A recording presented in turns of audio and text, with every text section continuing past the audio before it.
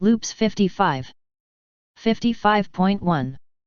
Twilight awoke, and was slightly surprised to be confronted with a book on comparative political history. Hey! Variant, then. No book about Nightmare Moon meant no. Wait. This was a kind of funhouse mirror version of the legend of Nightmare Moon, alright, with several changes, but it was all couched in the wrong language. Then she got the memories. Ah, that explains it. Sort of. She was a political science student at the main university in the Pony Lands, a web of mostly aligned city-states of structures ranging from direct democracy to dual kingship to rule by priests.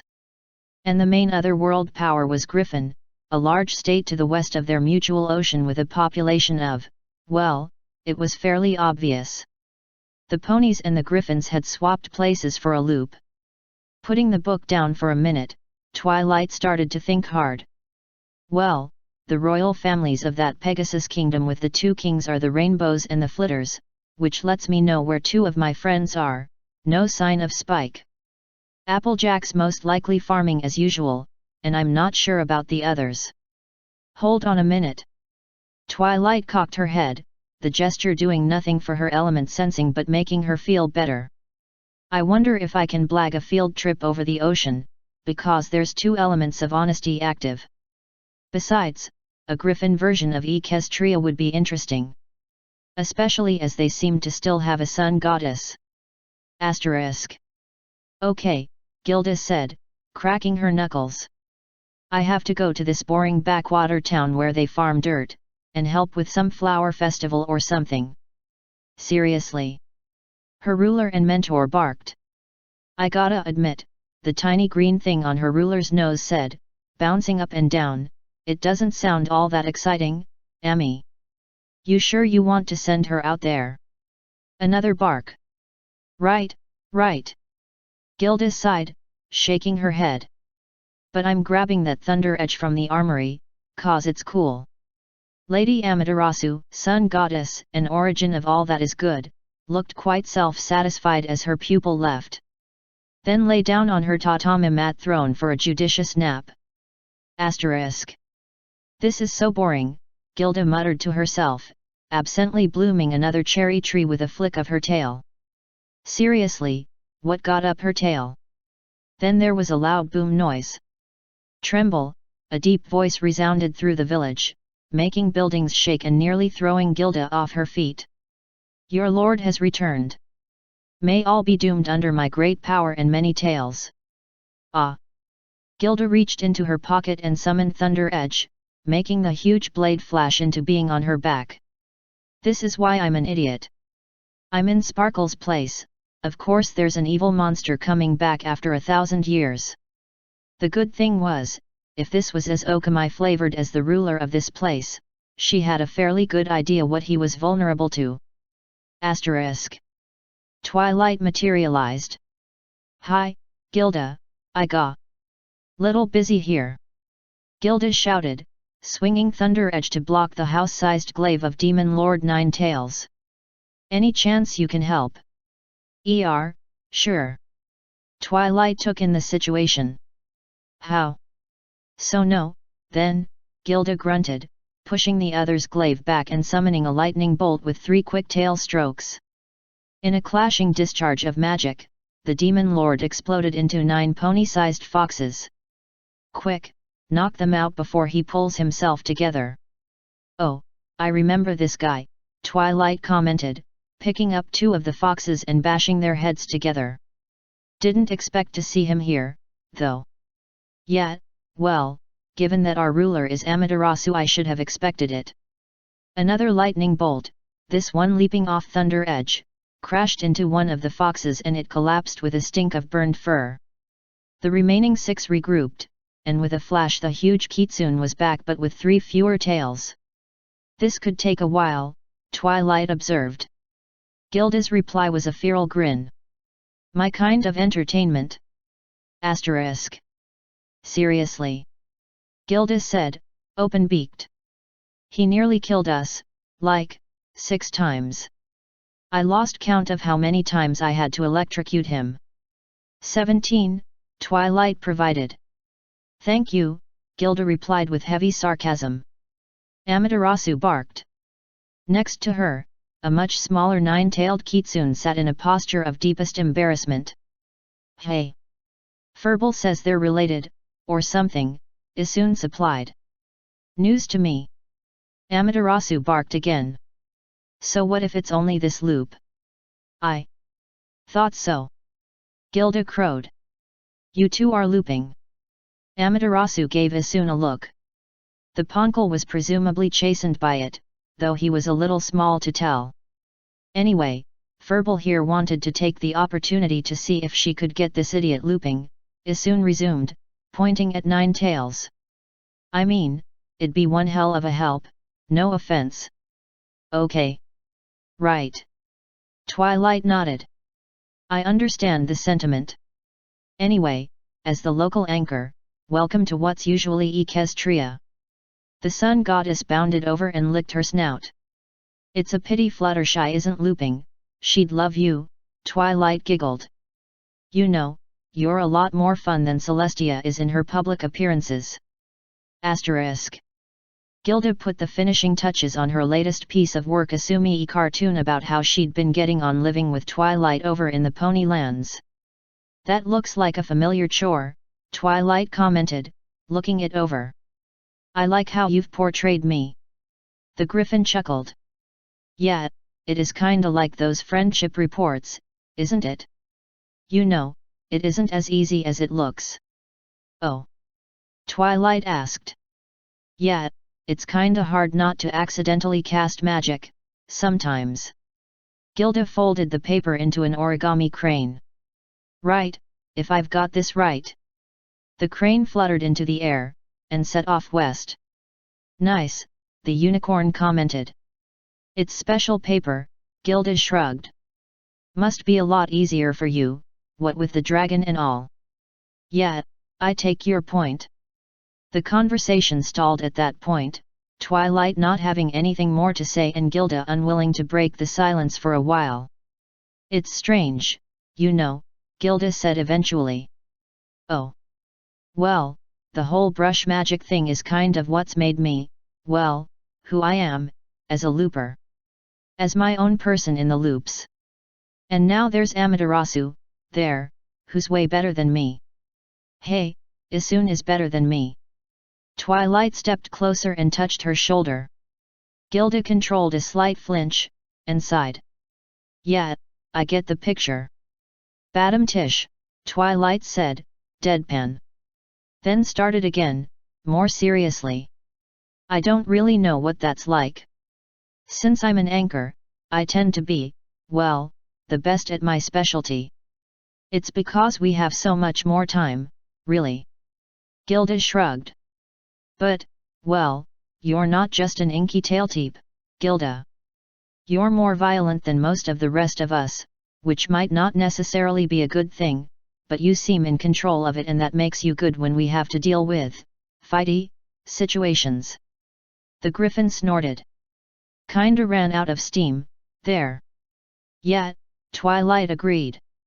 After a pause, Twilight spoke up again. Hey, who's this world going to use for Discord? Good question. Asterisk. So, Isun asked, laughter in his voice, how'd you deal with Leku and Niku? Twilight pointed a hoof at him. Your world has stupid enemies. Gilda tried to soothe down more of her ruffled feathers. What the hell was that? The ruler of Griffin barked. Yes, Gilda added, abandoning her task to give Amaterasu a piercing stare. I know that they were giant clockwork demonic owls with top hats and monocles. I was more asking why they were giant clockwork demonic owls with top hats and monocles. Ninetales raised a paw. We're from Japan. Yeah, that explains a lot, actually, Twilight allowed. / 55.2. Okay, I don't get it. What? Spike asked, looking up and flipping his lightsaber hand to hand. Well, Anakin paused. I mean, okay, look. Despite what you may have encountered in the baseline for my loop, I'm not generally psychotic. Nah, the dragon, well, winged bipedal lizard with clawed hands, shrugged. I know I was actually Obi-Wan one of my first loops, which meant we put the kibosh on quite a lot of what was supposed to go wrong with the Republic. He picked the lightsaber out of the air after he'd stopped juggling it. It had frozen where it was. It was kind of fun. Right. Anakin shook his head. I can sort of see you as Obi-Wan now, but if that was one of your first loops. Yeah, loudest-mouthed Jedi Knight in the Republic, Spike confirmed. Well, until your baseline self lost his braid. I may have lost my train of thought, Anakin apologized. Right. Okay, well, what I was getting at was it's really rare to encounter a looper who's an all-up Jedi. All the ones I tend to meet are grey Jedi, but you're effectively a straight lightsider. I think it's because of how my personality is structured. They stood, and began to walk down a hall in the temple. See, as a dragon, I have this deep-seated need to have a horde. This sounds more like a reason why you shouldn't be a lightsider than a reason you should be, Anakin observed as they turned a corner. Well, yeah, but meditation helps. In the end, I solved it by redirecting it. One example is my wife. You're married? Anakin asked, interested. A couple of passing knights gave them very strange looks. Oh, grow up, he added sharply. This did not improve the nature of the looks. Are you people all dense? He checked. Ki-Adi-Mondi has at least 3 wives and 5 kids. Ah, it doesn't matter, Spike said, loudly enough to be heard. I mean, that's how the Sunrider clan got going, and they practically founded the modern order. The shocked looks died away, to be replaced by confused muttering. As I was saying, Spike resumed, I'm a dragon, she's the most precious thing I possess. But, at the same time, I belong to her in return. Anakin blinked. That works. Apparently. Spike's smile was slightly distant. It's a huge relief, actually, for my draconic hindbrain. As far as I'm concerned, I already have everything worth getting worked up about, which results in my feeling remarkably peaceful. The occasionally a Sith frowned. One of these days, I'll have to try that line on Wrinkle Face, he'd eat it up. Feel free, but for me it's true. They reached a large durasteel door. Okay, where now? Spike asked. I was following you. It's your home loop, Spike pointed out reasonably. Right. Anakin drew his lightsaber and lit it. I refuse to admit we made a wrong turning, so the Force must have guided us here. You seriously don't know what's behind the door? Spike checked. Wow. Somehow, not what I'd expect from an anchor. Hey, this is the Galactic Republic. There's a lot of small details which are variant between loops. Like, where planets are. / 55.3. Okay, Spitfire said, coming up to Dash with an ever so slightly furtive air. Look, you know how one of our team is out? As in the hospital. Dash nodded. Well, yeah. That's, well, not to be too blunt about it, but I was wondering if you would consider. The rainbow-maned Pegasus looked at Spitfire. Sorry, I don't understand. Spitfire fought the urge to face Hoof. Mind you, she still felt she could talk Dash around eventually. She'd always dreamed of being a Wonderbolt, after all. It was better for her this way. Asterisk. I have no idea how this happened, Spitfire said, in a slightly distracted voice. Rarity made a few minor adjustments to Spitfire's new team jersey. Glad to have you, dear. I have to say, that coat of yours is just gorgeous. Dash nodded. Yeah, looks good.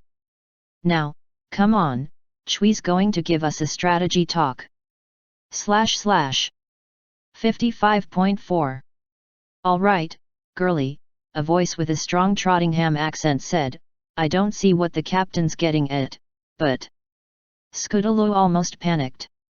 This was not a baseline loop, she couldn't feel her wings. After a moment, she refocused. Okay. I'm human. Female, about 17. She reached into her pocket, and got nothing. Ah, great. One of these loops. Are you listening, girlie? Thinking about your lace work? Things started to click, reminding her of a loop from long, long ago. No, sir, just eager, she said smartly, saluting. If she was right, this could be an interesting loop, doubly so because the loop had preserved her normal gender. The man in front of her, a flying officer in the RFC, harumphed. Well, a moment's inattention in the air can get you killed, Private.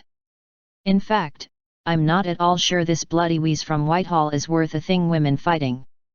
I'll go you 3 rounds in any aircraft you care to name, sir, she pressed, still using that respectful, polished tone that wasn't quite insubordination. Pansy had taught her once. She'd found it useful handling Commander Hurricane. Feisty little scrap, aren't you? The flying officer shook his head. Well, you were sent out as a pilot, so I suppose if you crash in the first 5 minutes at least it solves this whole bloody mess. 1 aircraft's cheap at the price. Asterisk. As she walked out to one of the Sopwith camels sitting on the grassy strip, Scootaloo ran back over what she was sure of about the loop so far. First, she had a cousin who was assuredly sweetie and almost certainly awake, posted with her to the new Experimental Women's Auxiliary Flying Corps. The somewhat torturous logic the brass seemed to be using was that a woman flying an aircraft would free up a male pair of eyes to do a competent job of observing, and that the man could fly them to and from the observation site so that the woman didn't get her dainty hands sore. The practical upshot of which was, she and Sweetie and unspecified others would be forming a squadron of aircraft in a close-to-hub world version of World War I. Second, their genius of an engineer was, of course, Apple Sparky Bloomer. Admittedly, Apple Bloom was much less able to perform anything too miraculous without her pocket, but there were miracles and there were miracles. And third, she was replacing James Biggles Bigglesworth.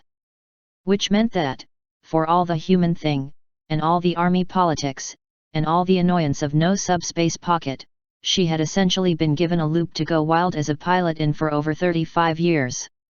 Asterisk. The Sopwith Camel was a strange plane.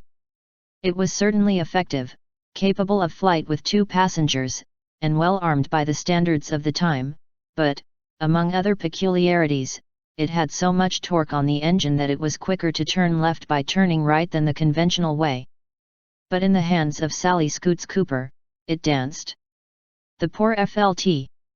LT, completely unready for facing one of the great aces of the multiverse in the body of a teenaged girl, could barely keep track of her as she toyed with him for 10 straight minutes. "All right, I've seen enough," he eventually shouted, as she bounced him yet again. "Now land at number 1 strip. Asterisk. And I hope you didn't crack the undercarriage," Apple Bloom fussed, checking the spark plugs on the aircraft's engine. "That's a nightmare to fix, that is." Scootaloo leant against the cowling. "I make no promises, Sparky." "Ah, stop calling me that," the mechanic groused. "I don't always like in-loop nicknames, and that's one I don't like. You know as well as I do that you don't get to choose your own nickname." "Sparky," Scootaloo teased. Apple Bloom waved a wrench threateningly. After a moment, she shrugged. "I've been called worse. So, what's the plan?" "Well," Scootaloo thought. "First thing, do what we can to end the war and the next with as little loss of life as possible." "Gotcha. Though we can't do much without our pockets. Yet." Scootaloo frowned. She was going to miss Pansy's help, especially in a loop like this one, quite apart from how they'd be limited to what was physically possible with no way to access magic. "Second thing," she resumed, "make it as clear as possible that the women thing is working. Like, we get me and Sweetie and whoever else joins us to be the greatest fighter aces we can, national heroes, basically." Apple Bloom thought that over. Yeah, makes sense.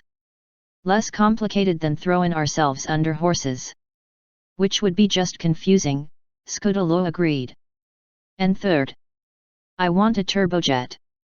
By, 1930. She got a grin in reply. Try asking me for something hard next time. Asterisk. An excellent performance by the Supermarine aircraft there, the Schneider announcer said over the public address system. Of course, the Supermarine Aircraft Company won the last competition in a shutout, but there is still one racer remaining to compete. Regular spectators may recall that the 1927 entry by the Bloomer Aircraft Company was unable to race due to severe engine faults, so I hope you'll join me in wishing them a good run for their 1929 showing. Pilot of the Bloomer Ponce is the famed lady fighter ace, Sally Cooper, and their start time is in 10 minutes. Asterisk. Are you sure you fixed the turbine problem this time? Scudolo asked, for the 20th time. I'm sure. Apple Bloom replied, hurt. It was a bad batch of tungsten, all right. You're not the one who's going to be flying it, Scudolo muttered, climbing the ladder. Okay, is everything ready? Their rich sponsor, Lady Diana Thompson, waved. Come back okay, Scoots, she added. I'd be dreadfully sorry if this investment came to nothing. And the fact that my own personal body DB in 1,000 minced bits isn't a concern. Diamond Tiara for she it was shrugged. You've got more. That's cold, Scudolo mock shivered, then flipped the final switches.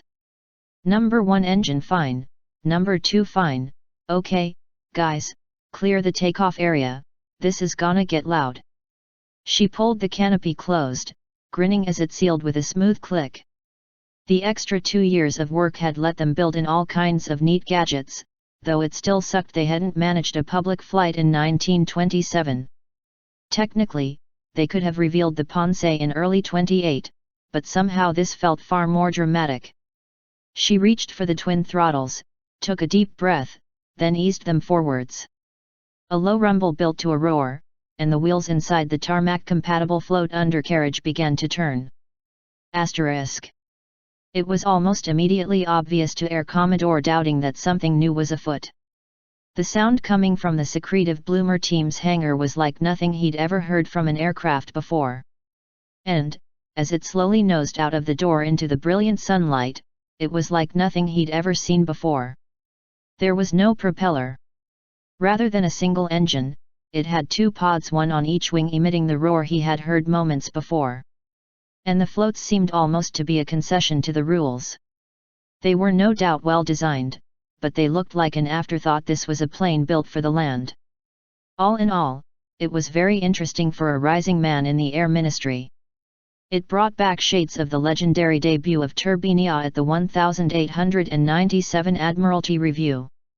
The roar increased, and his eyebrows rose in spite of themselves as the Ponce cannoned forwards, far faster than even the S.6 of an hour previously. The speed was impossible to accurately estimate, but if Dowding was any judge, the aircraft had at a stroke broken both the 400 mph barrier and the 500 miles per hour barrier. The skid floats parted company with the runway as though they didn't want to be associated with it. The Ponce tilted back, making an angle of at least 20 degrees of climb, and shrank at 7,000 vertical feet per minute on top of that blistering forward speed. After a minute or so, the roar was gone into a clear blue sky, and the hubbub began. Asterisk. Scudolo grinned as the cockpit radio set pinged twice. To help her out, Apple Bloom had been kind enough to set up a crude form of radio direction finding beam to tell her when to turn. It let her pay full attention to squeezing every last wing power out of the engines. Hey, she said, pushing the transmit key. Should I buzz the stands? I reckon if I do a dive, I can kiss the sound barrier. That is a deplorably showy idea, Tiara replied. Go for it. Awesome. Scudolo tilted the Ponce up a little, aiming for height to fuel her dive. One loud noise coming up. Asterisk. How'd it go? The ace asked that evening, after a wild party. We've got 4 orders for private pleasure planes, and 1 Air Ministry contract to denavalize the Pansy and produce 100 a year as soon as possible, Tyara answered, putting a pair of glasses down. You know how we got rich by inventing the dynamic speaker and the pot transistor? Scudolo nodded. That was being well off. Now we're rich. Tyara pointed to the papers. Essentially, we are the British fighter industry now. Asterisk. Right, Diana/Tyara said, sitting down in the drawing room of her manor. I think it's time we discussed the glaring issue right now. Which is? Nelxander asked, sitting back. A bright young lass and a crackerjack pilot, she'd come to the attention of Sally and the others about a year earlier. Or, to be more accurate, Nix had let them know she was around too. Well, Tyara exhaled sharply. Basically, we broke World War II. I don't follow. Sweetie frowned. I'm not good on hub parallel world history. Understandable. Tyara nodded to her. The basic version is, a particularly ugly kind of nationalism headed by an equally malodorous fellow who made Sombra look sensible kicked the whole thing off in 1939, after a few years of ratcheting tensions, and it connected with a couple of brush fire wars to eventually go global. It involved just about every country in the world. So, it's late. Scudolo ventured, glancing over at the calendar. It persisted in showing the date to be June 2, 1940. Unlike the rest of you, I've not been up to my elbows in jet aircraft, Tyara sniffed. I've been paying attention to the world situation. For a start, by now, Austria shouldn't exist. I looked up the person who was supposed to be in charge of Germany, and he's a painter. There was silence for a moment, as they contemplated the sheer magnitude of the change to history that entailed. Yay! Sweetie ventured. Oh, unquestionably, Tyara nodded to her. I mean, it's all rather to the good. So, Scudolo raised a hand. What do we do now? I mean, it's great and all, but, well, fighter pilots. Oh, I was getting to that. The lady picked up a document from her bureau. That nice Mr. Dowding contacted you through me, asking if you could help with a rash of crimes involving aircraft. He seems to think that an organization of expert pilots with prototype aircraft coming out of their ears could be useful for that sort of thing. You mean that we basically get to fight crime in aircraft? Scudolo checked. That's awesome. Tyara smiled. I may have suggested the idea to him in the first place. Now, we rather assumed that you'd accept, so here's the first case. Scudolo snatched the paper out of her hands. Notorious criminal Julius Gonterman has been stealing jewelry from long-haul transport flights. Applebloom clapped her hands together. I'll wheel out those 2 prototype clovers we were making for the Fleet Air Arm. Asterisk. Jean-Luc Picard, usually of Starfleet, sat back in his villa garden with a puzzled frown.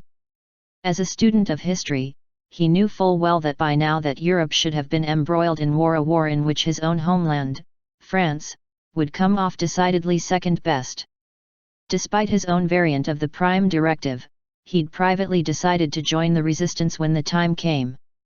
But, here it was, mid-1940. And no NSDAP, let alone World War II. It was probably related to the unusually early appearance of jet aircraft, but it was impossible to tell for sure. A rumbling sound drew his attention, and he shaded his eyes to look into the bright Mediterranean sun. There were jet aircraft approaching from the south and east. 2 of them were in a formation out in front, the one behind, an unusual 2-boom design, was catching up fast. As he watched, the front 2 broke formation. One stayed on its single-minded course for somewhere in the direction of Bordeaux, the other lifted into a wing over to gain height. Picard stood, trying to follow what was going on. Thin streams of light darted from the first plane, trying to hit the wildly jinking pursuer, and he realized it was developing into a dogfight. Asterisk. Scoots, are you sure this is going to work? Nix asked plaintively from the rear seat. Sure, I'm sure, Scudaloo replied, standing the clover on one wing and sliding away from more cannon fire. This is why I got Apple Bloom to fit a machine gun to the original Sea Vixen design. Whoops. A clang reverberated through the entire aircraft, as the other aircraft managed to get a hit with machine guns on her right wingtip. Okay, now I'm annoyed, Scudaloo muttered. Arm the number 1 missile. Armed, Nix supplied. Scudaloo fired it off, and watched with a grin as it exploded within seconds into a huge cloud of black smoke. Asterisk. Julius Gonterman scowled.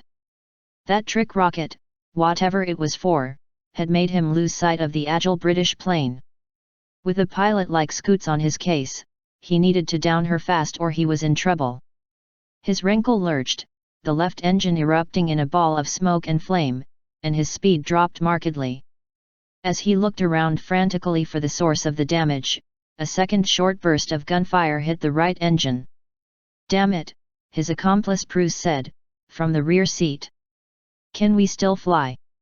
Not worth a damn, he replied, snapping the cockpit levers open. I'm getting out of here. Without a backward glance, he jumped.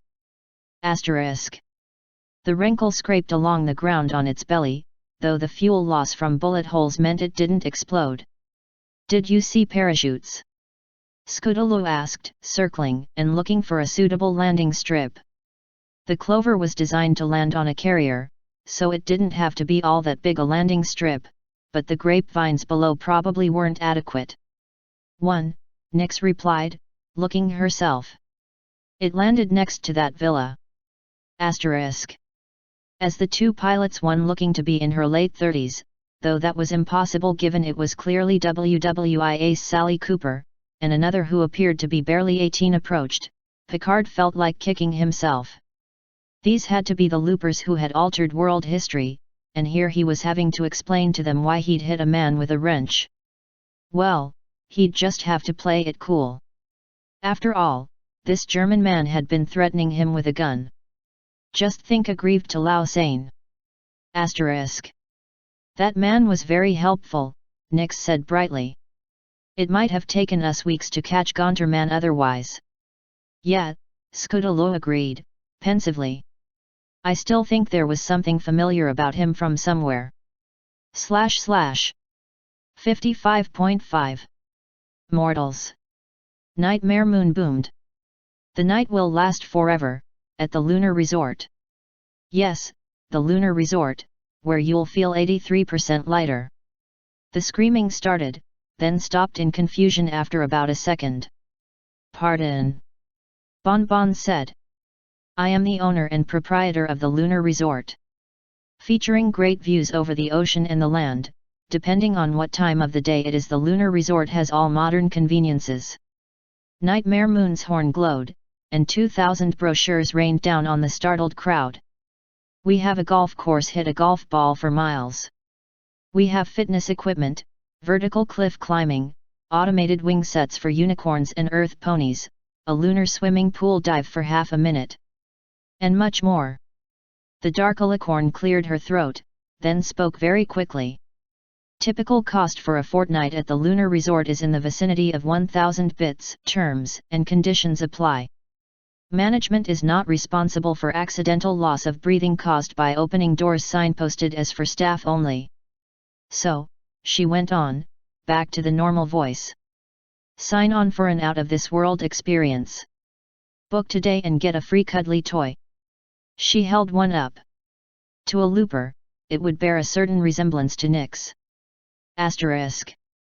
Celestia looked up from the brochure. And this is what my sister did when she landed. Pretty much, Twilight confirmed, hiding her amusement. I've booked already. I think you're right, I do need to make some friends, and unwinding with a holiday seems the perfect opportunity. / 55.6. An alicorn with a mane of red flecked pastel, an ominous ruddy glow emanating from her very skin and lighting her white coat and wings with deep red light, stalked onto the stage. The night will last forever, she announced, flaring her wings to knock the guards away. Sister, came a voice from the side of the stage. In a clatter of hooves, an alicorn of dark fur and plumage cantered into view. Why must we begin this old conflict again anew? You did not respect my knight, the first alicorn said, turning. None of them did. They must be made to respect my knight, for it to get the admiration it. Wait a minute. Twilight said bossily, trotting up the steps onto the planking of the stage itself. I think there's been a mix-up. Are you sure? The red-white alicorn said, turning to her and flourishing a piece of paper. I checked my lines just 5 minutes ago. Twilight took the paper. Oh, I think I see. Luna? Can I have yours? As the audience tried to work out what, precisely, was going on, the dark alicorn passed another sheet over. Right, right. Twilight swapped them over, then gave them back. Simple mix-up. Okay, I see. The two alicorns trotted off set. A second later, the dark alicorn stalked onto the stage with her mane glowing like the stars. The night will last forever. Is this a joke? Someone asked from the back. Silence, the dark alicorn ordered. It was a simple mix-up, that is all. Is it my cue yet, Luna? Celestia poked her head around the curtain, her mane still glowing red. It'll take a moment more to get the makeup off. No, it is not your cue yet, Luna said, sighing. Right, this is a wash. Let's try Trottingham. 2 flashes of light, and they vanished. / 55.7. Okay, I've asked everyone else, Chrysalis said. What's your main aura? Berry put her glass down carefully, and turned to Chrysalis. No idea. Pardon. Look. Berry picked her glass up again, and took a sip. The whole ascension thing? Complete accident on my part.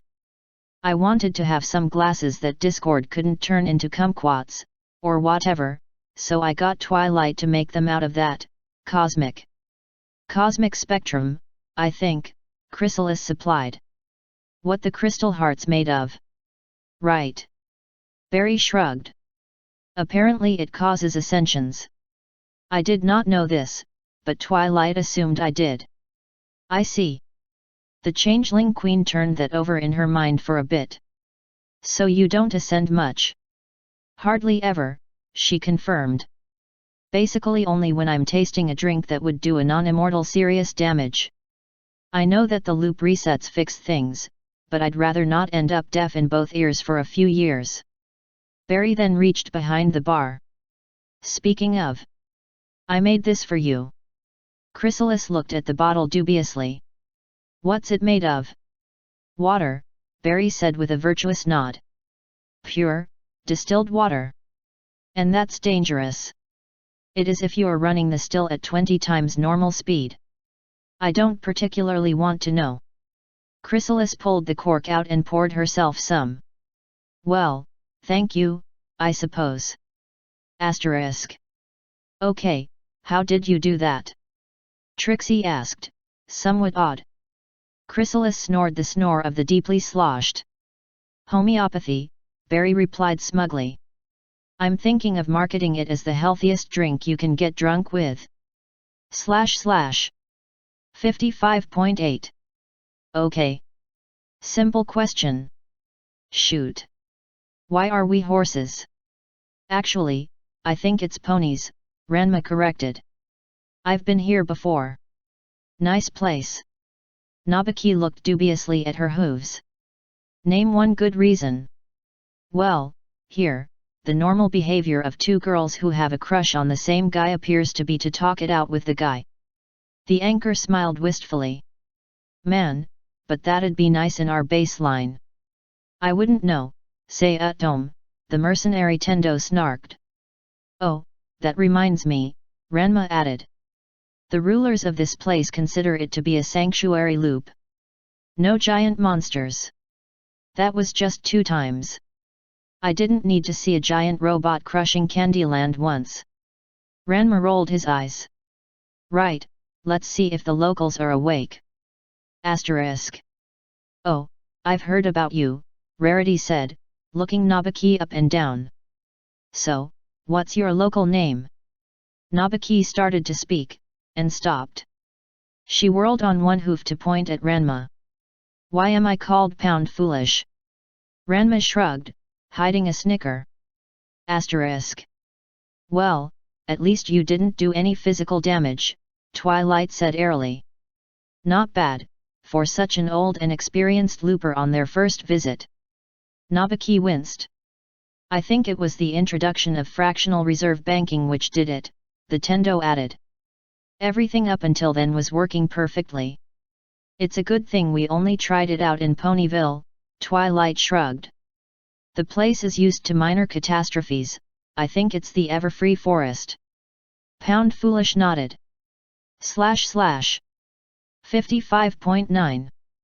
This is gonna be so awesome, Scudalo grinned. For once, she'd managed to persuade every pony to do air combat instead of naval. It had taken some doing. She pushed open the cockpit of the Spitfire Mk-22, which had been produced, but not used, in the hub World War II and was hence allowed. This was her speciality, and... Asterisk. Okay, what? All four of the defeated fillies gave Silver Spoon identical black looks. What? The Pegasus asked, flaring her wings in a shrug. It was WW2, like you said. Enola Gay is cheating. / 55.10, Zetrain. Blue fluffy unicorns, dancing on rainbows. Blue fluffy unicorns, dancing on rain. Trixie came to an abrupt stop as she woke up. Opening her eyes, she was faced with a bed-maned chrysalis, calmly staring at her. The two of them stood there for a moment, before Trixie commented, "Stop giving me that look, this isn't the worst thing you've ever caught me doing." This did not, however, have the intended reaction. Chrysalis' eyes widened, and pointing a trembling hoof at Trixie, she squeaked out, "Why you can talk?" Thinking quickly, Trixie checked her loop memories for how Trixie Puff would deal with the situation. Pfft. Now cheerfully blank-faced, tongue sticking out, Trixie observed Chrysalis, gauging how effective her ruse was. It wasn't. You don't believe Trixie for a moment, do you? Asterisk. Trixie had just finished explaining enough about the loops to a very confused unawake Chrysalis, and had reintroduced herself, complete with the little fireworks, when the worst possible thing happened. Do you smell smoke? If Trixie set the library on fire, Twilight will urgle-bargle. Chrysalis cut Trixie off with the fire extinguisher. Why did you do that? How did you do that? Trixie Puff isn't allowed to play with fireworks. She always catches fire. Crap, are you still smoldering? You're still smoldering. Come on, we need to soak you to put out the embers. No fireworks? No fireworks. This loop is hell. / 55.11, Master of Games. Inside the Chwibrari, patent pending, Twilight stood before her fellow loopers, wearing drill sergeant shades and an army helmet, with black stripes painted under her eyes, and a cigar in her mouth, bubblegum, it was the only kind Pinky had on her. Okay troops. I think you all know why we're here. This. She declared, gesturing to the multi-locked box with a riding crop as Spike placed it on the table next to her. We have tried frankly a downright irresponsible number of things to get this open. Zekora, Mac, and Barry have tried everything from zebracan acid potions, to Applejack's potato cider. Applejack shot her brother a dirty look. I swear. You mess up one time and you never hear the end of it. Applebloom tried military-grade laser cutters. The filly in question looked up from her micro-welding and gave a shrug. So I forgot that the box has a mirror finish. Could have happened to anyone. The entire CMC tried taking it with them while crusading. I'll admit, I was a bit shocked it didn't work. Nix sighed. Scudalo nodded. Yeah, it just wound up getting sticky. Pinky tried just plain cheating.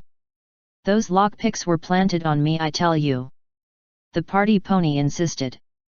Though the old-fashioned museum robber outfit she was wearing cost her a bit of credibility. Sweetie tried, wubs. That cannon of vinyls takes things apart at a subatomic level. It should have worked. I think we all know what Trixie tried. Twilight continued, giving the showmare a sharp glare. Trixie has not failed, she has merely found a level of explosives that is insufficient. Now some pony uncuff Trixie. Chrysalis wiggled her eyebrows. Must I? Trixie will allow you to release her later. Right, moving swiftly along.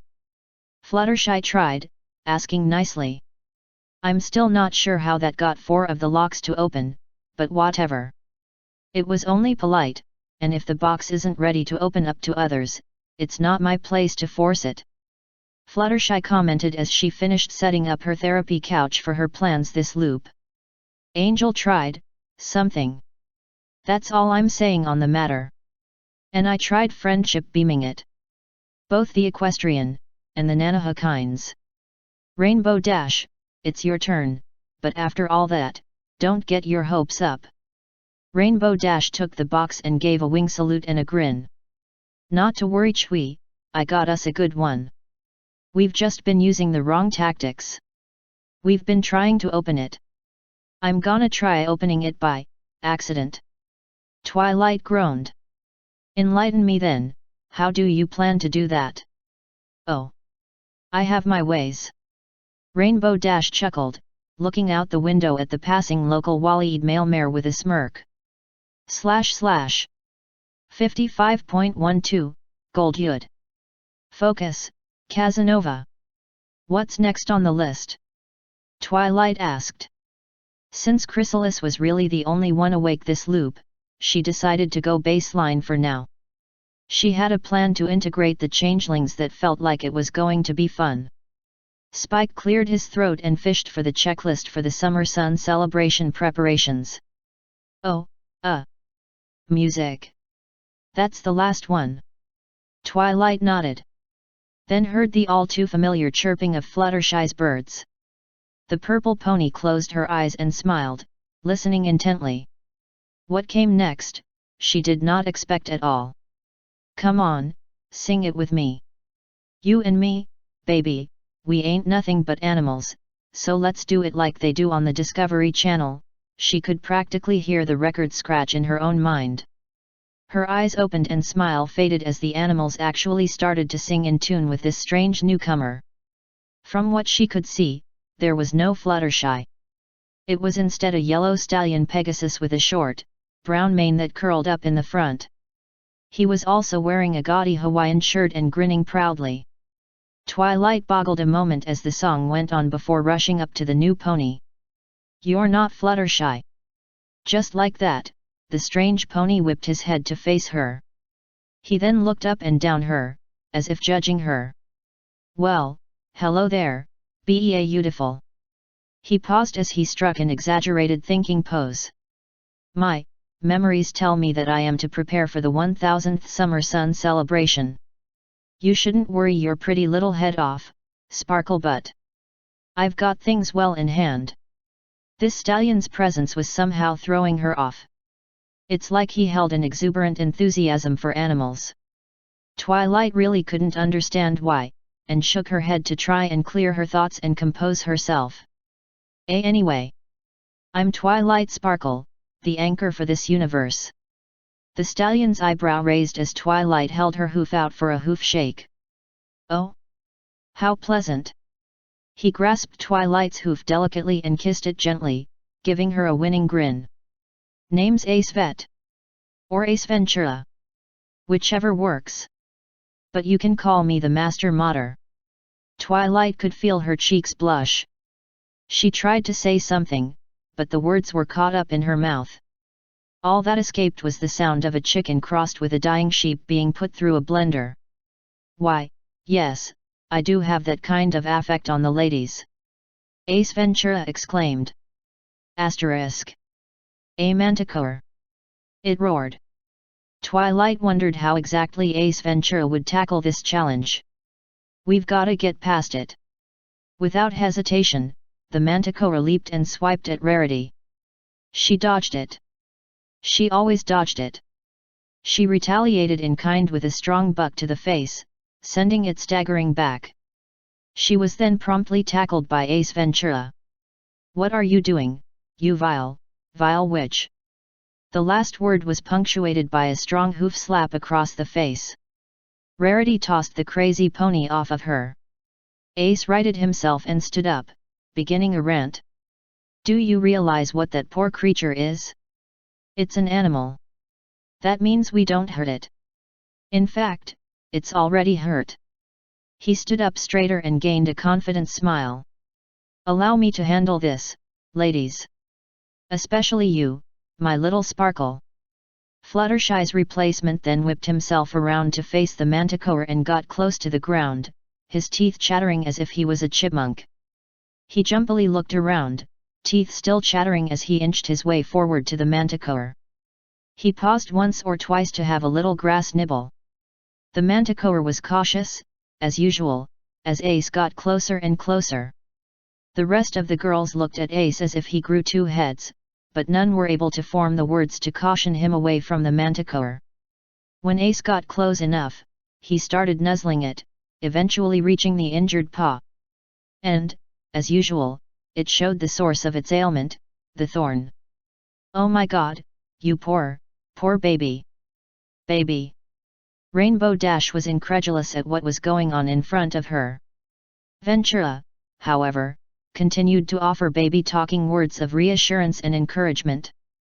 He massaged the back of the Manticore's paw, and soon enough, was able to get the thorn out, pain-free. When the Manticore noticed, it scooped up Ace and began licking him. He returned the favor by licking the Manticore back. Applejack boggled at what she saw. "What in tarnation did we just see?" Twilight sighed a little. Even she didn't expect any of this. Sometimes a little kindness goes a long way. Asterisk. Rarity frowned. "It's a shame, darling, you having only 2 gala tickets." She sidled up next to Ace Ventura, gripping a leg with hers. "If you had more, Ace and I could have accompanied you." Ace rolled his eyes and pulled away from Rarity. "As if." Rarity blinked. "Why, whatever do you mean?" The new element of kindness turned to face Rarity. "Let's face it, Twilight Sparkle and I are nothing but animals." He paused to give Twilight a lecherous grin while the anchor choked on her words and looked away. "Besides, whitey-tighty, you don't have her perfect girlish figure." Rarity balked. "Are you saying I'm fat? Like a whale?" Rarity's face blushed red and contorted in rage. 10 minutes later, he and Twilight were hiding in Rainbow Dash's house. She considered sending Ace to the moon. / 55.13, Chris Overstreet. Pinkie Pie bounced down the Ponyville street in her usual merry manner. Since the current loop seemed to be baseline except for a slightly higher background magic level, and since the previous loop had been a bit exhausting, note, the power of friendship can cure some, but not all, victims of a plague-based zombie apocalypse, and since the princesses weren't awake, the elements had agreed to let things play out to baseline this loop. Twilight was due in town any minute to oversee the Summer Sun celebration preparations, and Pinkie was casually perambulating where she could see her for the first time and do her gasp of shock. Pinkie was proud of her new gasp of shock routine. She'd been working on it for 37 loops in private, waiting for a baseline run. If she could get Twilight to break baseline, Pinkie would count that as a victory. Wondering what she would demand as a victory prize, Pinkie didn't notice the strange stallion in pajamas and a somewhat ratty-looking bathrobe until she bounced right into him. "Oof. Excuse me," the stallion said in a light Trottingham accent. Pinkie looked at him. She was absolutely, positively certain that, out of all the loops she'd been awake for, she had never, ever seen this pony before. Well, even if it meant spoiling the surprise for Twilight, there was only one thing to do. The stallion stared in shock and terror as Pinky's dramatic gasp went on for a good 42 seconds. During that time her color went from pink through every color in the rainbow, including a strangely intelligent-looking shade of fluorescent blue. Her morphic field fluctuated, causing her to shapeshift mid-gasp through 3 other generations of pony, Pegasus, alicorn, human, chaos god, elder god, whale, bowl of petunias, and teapot, before returning to her preferred shade and shape. And then she said, "Hello." The stallion, after several seconds of gibbering, managed to say, hello. I beg your pardon, but does the name Agrajig mean anything to you?" "No," Pinkie Pie said. "Thank God for that," the stallion said, sitting down hard on the hard-packed dirt street. "You must be a new looper." Pinkie beamed. "I've never met you before anywhere ever, any loop ever, so I need to throw you a welcome to Equestria party." "Oh, no," the stallion shook his head vigorously. "No, no, no, no, no. No parties. There is not time for a party. This is not a time for a party." The words party and time do not belong together in any imaginable sentence, under the current circumstances, except for sentences that indicate that the words party and time do not belong together in sentences. "Oh, come now," Pinkie giggled. "It's always time for a party. Even when something truly horrible and destructive is about to happen." "Really? What?" "I don't know," the stallion said. "But I've been bounced from planet to planet, century to century, universe to universe, and loop to loop for thousands of loops now. And just when I think things are calm and I can relax, wham bang, something horrible always happens to me. The entire multiverse of all things imaginable is out to get me." Pinkie put a forehoof on the trembling stallion's shoulder. "Look, buddy, don't worry. This is Equestria. We're a sanctuary loop. We won't let anything bad happen to you, ever." "I've heard that before," the stallion moaned wretchedly. "Usually just before the person saying it does something horrible." Pinkie frowned. This pony was proving to be a real downer. If she couldn't cheer him up, then maybe it was time for more direct help. "Look, my anchor's going to be here in a few minutes," she said. "We'll talk to her, and maybe she can come up with something, okay?" Twilight remembered the primitive scanning devices of her baseline, with the blinky light colander and printed readouts and all. She snorted derisively at baseline Twilight's old concept of high technology and science. Such things were nothing compared to the holographic full-immersion multi-scan systems she'd assembled, mostly from a trip to the Tenchi Loop. The stallion sat in the middle of the hovering screens and colorful three-dimensional analytic readouts, in obvious awe and bewilderment at the capital S science Twilight had at her disposal. Of course, there was a thing on his head with blinking multicolored lights on it, because if you're not going to have blinky lights, why bother? "I'm amazed," Twilight said. "I've never seen a more perfect weave of the interesting times curse and the never know happiness curse." "Say, Twilight," Pinkie grinned, "remember when you said curses didn't exist?" "Not now, Pinkie," Twilight replied.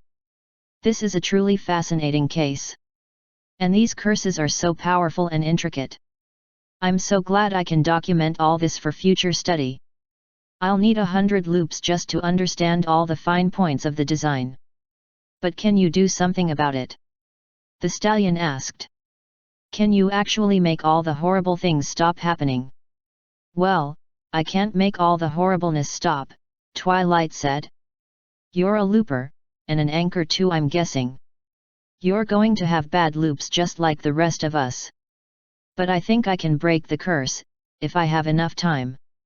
She looked at the stallion, who reminded him a bit of Rincewind. He'd shown up one loop as a reddish unicorn with a scraggly beard and a weather-beaten hat with wizard in places where sequins used to be written on it. That notable had spent his entire sanctuary loop in the library under a bookshelf, stepping foot outside only to go to the market to buy potatoes. "How much time do you think I have?" the stallion asked. The moment he asked it, Twilight's scanners went wild.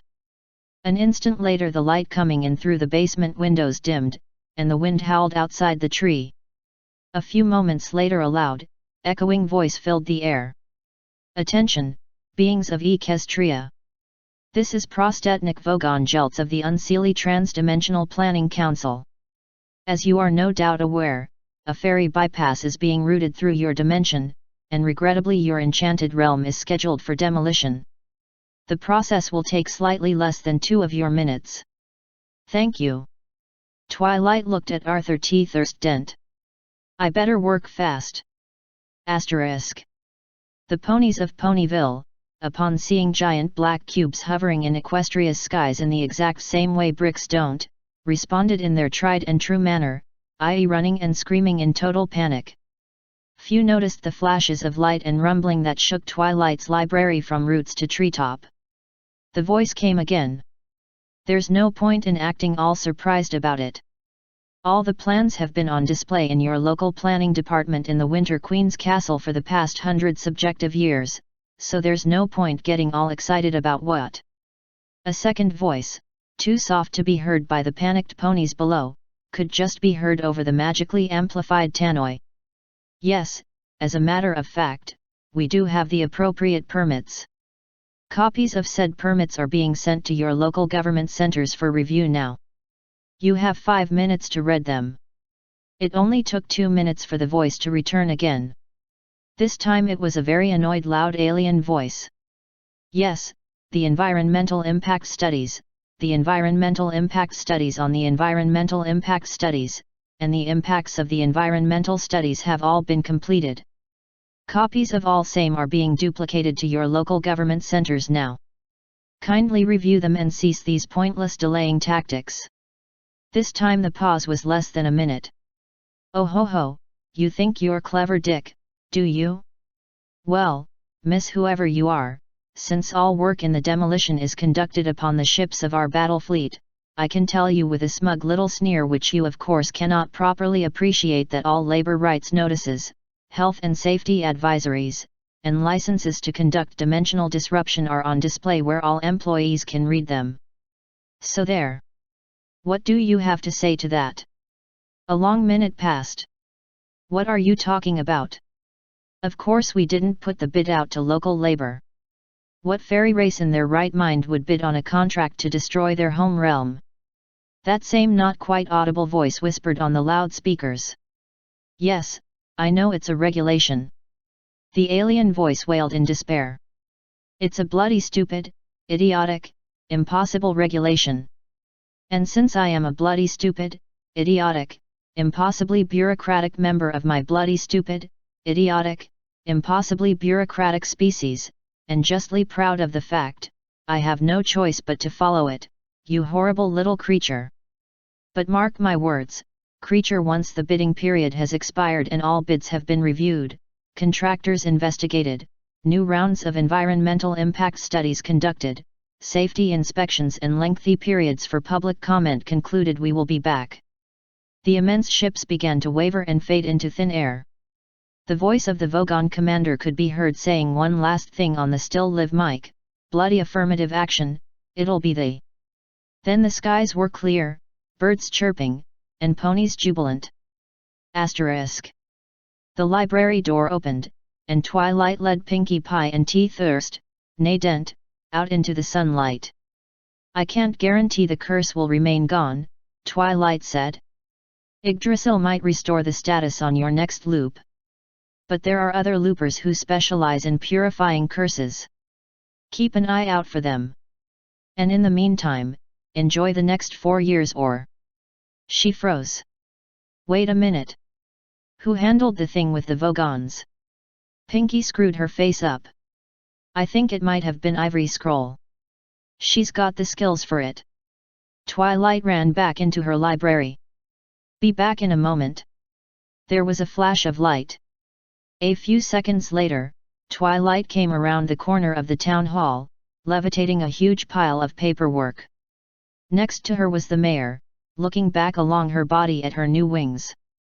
So, you see, Twilight explained, I suddenly realized that I must have been the one to transport you up there in the first place, so to maintain the timeline I had to go back in time to do it. And since I was going back in time, I decided to go back an extra few minutes to give you that talk. I have to say, Ivory said absently, when you said that pendant would make me a whole new pony, I didn't quite expect this. I was in kind of a hurry, sorry. Twilight winced. You don't have to use it again, Barry doesn't much, but the option is there. Twilight left the mayor to the admiring crowd and walked back over to Pinky and Teethurst.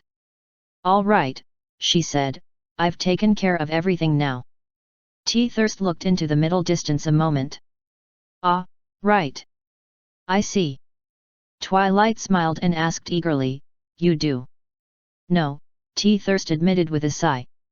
Ah, right, Twilight said. Sorry about that.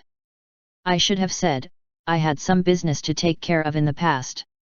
Oh, time travel, Teethurst said. Now I understand. I hate when it happens to me. It's a wonder I don't meet myself coming the other way more often. / 55.14, Stainless Steel Fox. Saw Fleetfoot and Spitfire walking over and gave Twilight the nod. Time to troll the Cloudsdale team. Spitfire spoke FRST. Rainbow Dash, you got a minute? Sure. Happy but slightly confused, that was the way to act. You could really be an asset to our team, so, we want you to join the Cloudsdale team. Permanently. Rainbow Dash gasped, as she usually did, though the first time it had been in shock at the yellow dog offer. It looks like Soren's wing won't heal in time for the trials. We want you to fly with us. Spitfire started the play and Fleetfoot continued the double team. Of course, this means you won't be able to fly for Ponyville, but let's face it. Even with you on their team, their chances of qualifying for the games are pretty slim. So, what's it gonna be? Spitfire asked. Dash forced down her disgust at the way her one-time idol was acting, though she could let at least some of it through to set up for the punchline. Abandon my team? Have you been flying too high? Element of loyalty here. As if I would ever, oh, good one. This is one of those secret test of character things, isn't it? I mean, there's no way Spitfire, leader of the Wonderbolts, epitome of everything a Pegasus aspires to be, would make such an offer for real. You'd be abandoning one of your own teammates like a used cloud and wrecking the chances of another team just to marginally improve the chances of what's already pretty much a sure thing. Dash shook her head. I mean, you had me going there for a moment, but after what you said to me at the Wonderbolt Academy about pushing yourself in the right direction, that beating everyone no matter who got hurt and winning at all costs was not the Wonderbolt way, you'd have to be a massive hypocrite to then turn around and do exactly that. And pulling it on me of all ponies, the element of loyalty? You'd have to be, what was that thing Twilight said yesterday before she'd had her coffee? Displaying a level of ineptitude that borders on the imbecilic. Yeah, that was it. Not even a brain-damaged diamond dog would pull such a stupid stunt, let alone someone like you. Dash grinned. Don't worry, I won't let you down, or my own team. I will continue to uphold the ideals of the Wonderbolts, even if I'm flying against you guys. Cloudberries, I can't believe I ever thought for a moment that you'd try such a despicable tactic. I must be the one flying too high. Anyway, gotta go. I hope we can still train together, after all, you guys push me further than I could go alone, and anything that makes me better helps my team. See ya. She walked away, not bothering to hide the smirk. Maybe next time she could get Chrysalis to take her place. / 55.15, Dalksine. Twilight Sparkle was sitting in the rich family's sitting room, waiting on Diamond Tiaras so they could implement one of their plans for an otherwise baseline loop. Her eye, however, was drawn to a rather large and well-made painting depicting what was obviously, to her, despite the poor facial quality, the extended cutie mark Crusaders in human form, dressed in finery, military regalia, or mechanic's overalls, and standing dwarfed in front of the daunting forms of half a dozen flying craft she managed to piece out as jet planes and fighters. "Oh, you like it? It's one of my most prized possessions," Diamond said as she entered the room, her trusty butler leaving to attend other business. Twilight smiled. "Well, I can see it's a very fine painting, but you've surely got other pictures of all of you together. Why is this one so much more precious?" she asked, curious. Diamond answered by pointing down to the signature at the painting's corner, causing Twilight's eyes to widen comically. "Ah! It was actually not that difficult to commission, all things considered. Bit of a bother keeping it, but the pocket was deposit only that loop, so that helped. Anyway, where were we? On to business." Twilight though couldn't stop wondering how they'd managed to get a group portrait painted by Adolf Hitler. That was going to be one hell of a story.